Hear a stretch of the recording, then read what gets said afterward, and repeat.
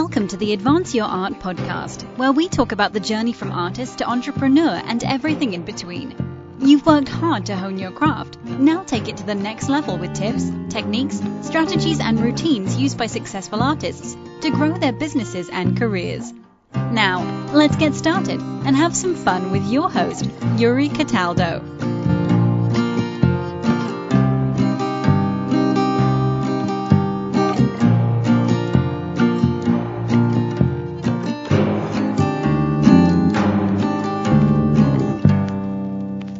Good evening, Christa. Thank you for joining me. How are you this evening? I'm fine, Yuri. Thank you. How are you? I'm doing well. I'm keeping warm and out of the pouring rain. Oh, good.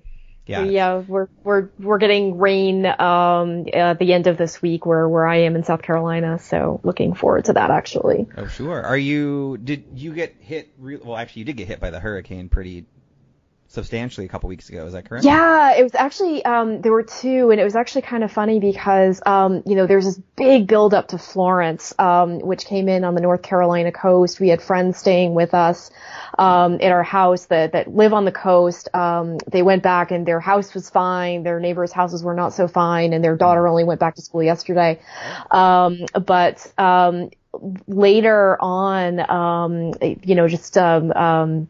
a few weeks later, Michael came in and, we're just kind of watching it, and it really wasn't nothing until suddenly it blew in as almost a Category 5. And that one hit much harder. Okay. We still didn't lose power or anything like that, but it definitely flooded our area, and there was substantially more impact here than there had been with all of the hype around Florence. So, that was kind of interesting, but, not nearly as bad hit as Florida though. So, right. Certainly.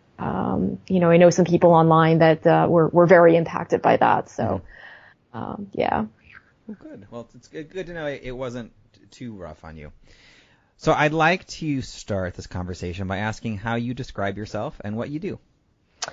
Well, I guess I describe myself most as a writer. My day job is I'm a content marketer for a tech company up in Canada, and so I'm responsible for doing a large portion of the writing. I write white papers and case studies and blog posts and the occasional email here and there.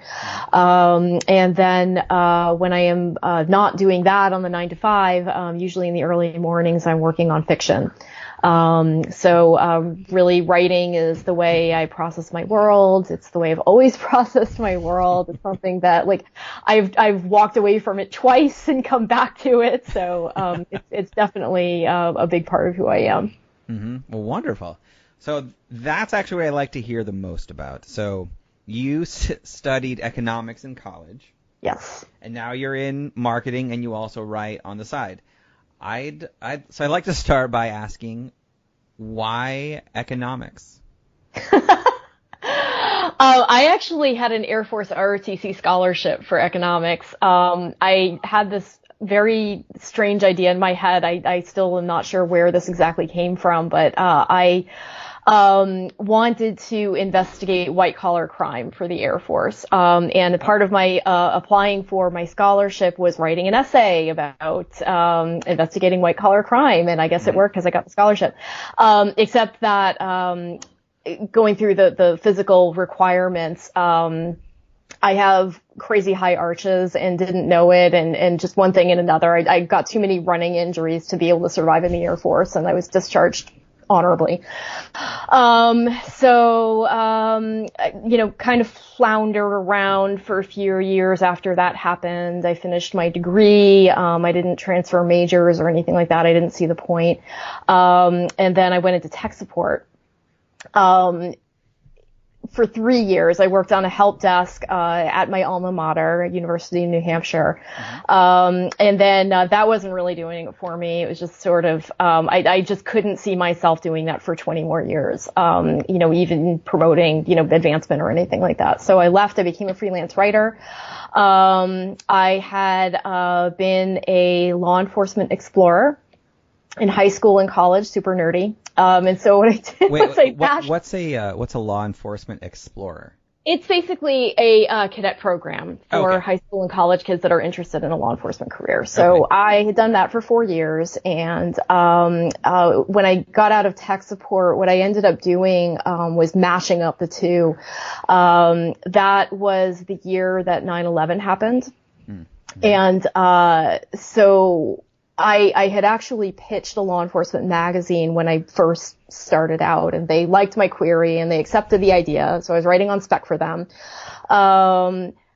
My first article was published the month after 9/11, and right after that, just a few months later, the Homeland Security grant funding started pouring in, and there was a lot of technology that was being talked about for Homeland Security. And so my editors, at some point, I think I was assigned a tech article to write, and they really liked what I did with it because I drew on that tech support experience of, explaining very complex issues to people that didn't, they weren't used to thinking that way. And so, it kind of, rolled from there. I basically built my career on writing, technical, types of articles for trade magazines like that. Okay.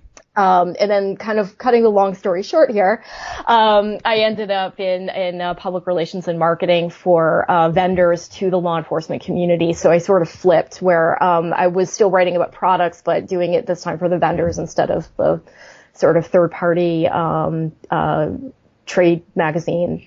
Okay. So, yep. Sure. Okay, so along this way then, you started writing fiction. Did you have any, let's say, fiction writing experience before in college or earlier, or was it something that developed while you were, while your career was evolving? I honestly, I have to admit this. I wrote fan fiction when I was a kid. What kind of fan fiction? Star Trek fan fiction. Nice. Yes. Do you have any still around? I don't. I think it's still back in my parents' house in New Hampshire. So, yeah. I did that. And then I decided around college that I had outgrown it and I really wasn't doing that anymore. I don't think I picked up fiction again until my second son was born in 2006. And then suddenly these ideas started popping into my head and I started writing them down. And then, I was, reading a lot of crime fiction at the time.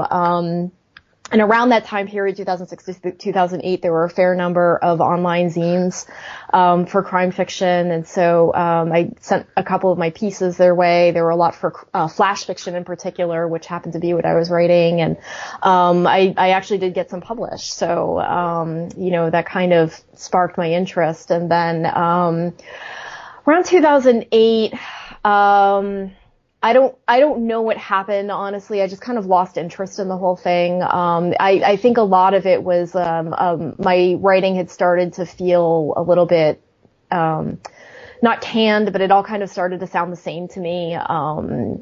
Just like, oh, here's the bad guy of the week that I'm writing about. And, it was just, it just started to feel a little bit formulaic. And so I was like, I'm not interested in this anymore. And I just, got out of it. And so that lasted from 2008 to about 2015 is when I picked it back up again. And again, it was the same kind of ideas just started popping in my head and, so here we are. Yeah.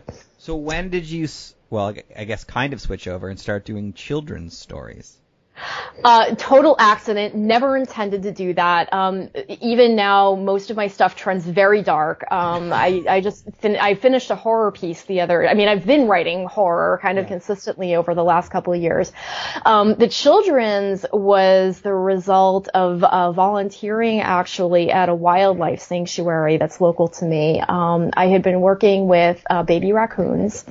I had gotten a chance to observe them and, watch them play and watch them learn. And I had the opportunity to learn more about, how they're raised in the wild. There are some super cute videos out there of mother raccoons dealing with their babies. And, again, I just had the idea and just started writing something down one day. And then when I finished it, I looked at it and I was like, okay, 7,000 words. It's a, standard short story. And I think I sent it to some friends and they were like, oh yeah, that's a chapter book and you should totally publish that. So, so I did. Great. So how did that publishing process go? It was a little bit tricky. I queried probably 50 agents. None of them were interested. Children's is a really hard market to break into, especially for something like a chapter book, because it kind of sits right in between picture books and middle grade, which seem to be the two biggest categories, other than young adult for children's fiction. And so I started looking at small presses at that point. I was part of a Facebook group for other small business owners that was run by a friend of mine. And on that group, I connected with a small publisher in Australia who invited me to send her my pitch. And so I did that. I followed all of her guidelines. I'm a big believer in following guidelines and, doing things the right way and not assuming that just because you know somebody somewhere that, you can get away with with not following the guidelines. So I did that. And she really, she liked the book. She wanted to pick it up. We signed a contract and then, she ended up having some health issues in mid-production and she had to scale back. Okay. So the illustrations were already done. I think she had done the layout by that point. And so basically, what she did was, mentor me through the self-publishing process.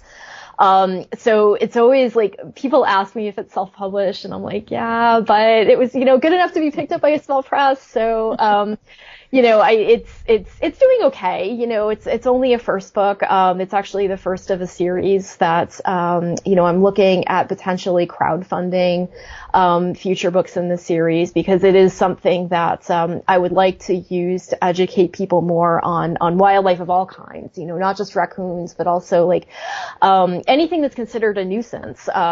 Beavers would be another example, coyotes, potentially foxes, just sort of the critters that you see in your yard that a lot of people, especially in a rapidly developing area like Greenville, are like, oh my goodness, my pets and my kids and, my house and, just, I don't want these creatures around. And it's like, well, first of all, you're on their land and they, they're going to find, they're going to adapt. And, second of all, they're really not that bad once you get to know them.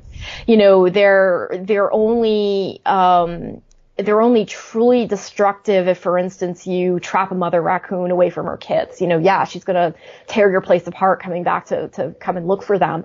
Whereas if you evict her gently, you can turn on bright lights up in the attic or, play loud music or, you can do the same thing with the opossums, if you don't want them denning in your backyard, which, they eat ticks. So like, why wouldn't you want them denning in your backyard? But, there's all kinds of humane exclusion measures that you can take to get mothers to move their babies, safely to someplace else. And, nobody has to get trapped or separated or destroyed or euthanized or anything like that. So that's sort of, where I'm trying to go with the series is just sort of, educate people from the animal's point of view on, what it takes to survive and, sort of, help children develop empathy towards those species. Great. So your other books that you've written on the more of the dark fiction and horror side, have you self-published those as well, or have those go through another publisher? I'm actually, before I really get going self-publishing those, I am trying to, get traction and sort of name recognition in the community by, submitting to, like anthologies and, magazines. And so, two of my novellas were picked up by Running Wild Press. Those are part of a series, actually, it's a little more of a dystopia than it is horror fiction. I did recently have a short story picked up by Nose Touch Press. I was really excited about that one because it was sort of a contest, and my story placed third. So the Asterisk anthology is going to be out, I believe, in another couple weeks. So I am starting to see a little bit of that activity, and that's exciting to kind of get that validation and legitimacy. And right now I'm only writing short fiction. I don't have any novels going on. I think the longest thing I've ever written is a novella. And that's just largely because I don't have